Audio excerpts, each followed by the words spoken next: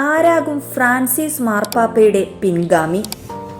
ആഗോള കത്തോലിക്ക സഭയുടെ തലവൻ ഫ്രാൻസിസ് മാർപ്പാപ്പയുടെ വിയോഗത്തിന്റെ വേദനയിലാണ് ലോകത്തെമ്പാടുമുള്ള വിശ്വാസികൾ.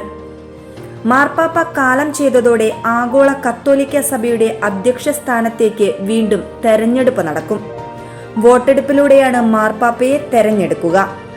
ഫ്രാൻസിസ് മാർപ്പാപ്പ 88-ാം വയസ്സിൽ അന്തരിച്ചതിനെ തുടർന്ന് അദ്ദേഹത്തിന്റെ പിൻഗാമി ആരാകും എന്ന ചർച്ചകൾ ഇതിനോടകം ആരംഭിച്ചിട്ടുണ്ട്.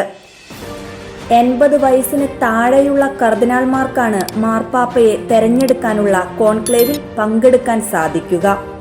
ലോകത്തെമ്പാടുമുള്ള 252 കർദിനാൾമാരിൽ 138 പേർക്ക് മാർപ്പാപ്പയെ തെരഞ്ഞെടുക്കാനുള്ള വോട്ടെടുപ്പിൽ പങ്കെടുക്കാനാകും. ഇതിൽ 4 പേർ ഇന്ത്യയിൽ നിന്നുള്ളവരാണ്. ഇവരിൽ കേരളത്തിൽ നിന്നുള്ള 2 പേരും ഉൾപ്പെടുന്നുണ്ട്. കത്തോലിക്ക സഭയ്ക്ക് ഇന്ത്യയിൽ 6 കർദിനാൾമാർ ഉണ്ടെങ്കിലും 80 വയസ്സുള്ള കർദിനാൾ ഓസ്വാൾഡ് ഗ്രേഷ്യസും 79 വയസ്സുള്ള മേജർ ആർച്ച് ബിഷപ്പ് കർദിനാൾ മാർ ജോർജ് ആലഞ്ചേരിക്കും വോട്ട് ചെയ്യാൻ സാധിക്കില്ല.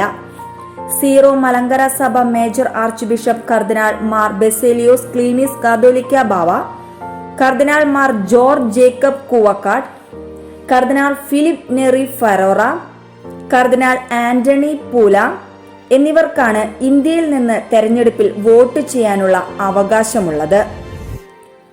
പാപ്പാബിലി അഥവാ പാപ്പയാകാനുള്ള സാധ്യതയുള്ളവരെന്ന നിലയിൽ ചർച്ച ചെയ്യപ്പെടുന്ന പ്രധാന പേരുകൾ പിയട്രോ പാരോളിൻ 70 വയസ്സ്, ലൂയിസ് ആന്റോണിയോ ഡാഗ്ലെ 67 വയസ്സ്, മാരിയോ ഗ്രെഗ് 68 വയസ്സ്, ജുവാൻ ജോസ് ഒമെല്ല 79 വയസ്സ്, ജീൻ മാർക്ക് അവലിൻ 66 വയസ്സ്, പീറ്റർ എർഡോ 72 വയസ്സ്, മാറ്റിയോ സൂപ്പി 69 വയസ്സ്.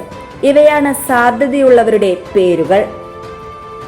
2025 ഏപ്രിൽ 21 ഫ്രാൻസിസ് പോപ്പ് മരിച്ചതിനെ തുടർന്ന് മെയ് 7 ഒരു പാപ്പൽ കോൺക്ലേവ് ആരംഭിക്കുവാനാണ് തീരുമാനിച്ചിരിക്കുന്നത്.